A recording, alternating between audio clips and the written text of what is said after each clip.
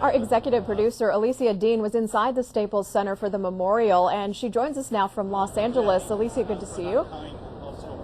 Good to see you, Catherine. What's standing out to you as you come out and you have had maybe a little bit of time to reflect as some of the most powerful moments that you witnessed? You know, some of the most powerful moments were Stevie Wonder in tears, a legend in his own right. And, you know, he was brought to tears as he was singing a song for Michael. You know, seeing Michael's daughter at the end break down and talk about how he was the best daddy.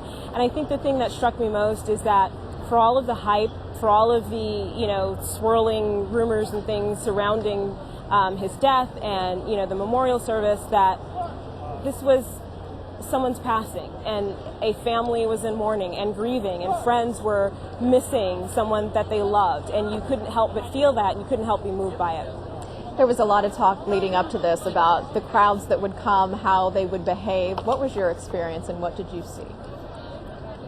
You know, I had nothing but a good experience. It was certainly crowded, but everything was very orderly. I thought that, you know, in terms of planning, whoever was in charge of planning did a great job of making sure that, you know, crowds moved quickly, you got to where you needed to be.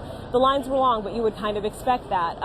But no one was unruly, and by and large, everyone was really respectful. The only time there was any hint of discord was in the long line when some fans were trying to cut line getting into the Staples Center.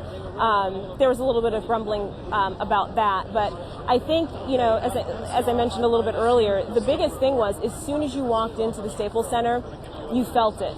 You know, the music and the images of Michael Jackson on the big screen monitors. You knew that people were here not only to celebrate his life, but really to mourn his passing, and it really was truly a moving experience.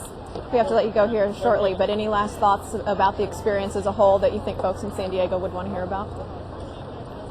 You know, I think that if anything, this service really just touched on our humanity. You know, whether you liked Michael Jackson or not, whether you liked his music or not, or agreed with the way he lived or not, the way his life was celebrated today is something to be admired. And I think that that was the takeaway for me, is that people loved him, and he connected with so many people throughout his life. And, you know, that's the legacy that everyone who spoke today wanted to remember. And you could feel the love in the arena, and it was really quite amazing. Well, thank you for taking the time to share with us your experience. That's Alicia Dean, our executive producer.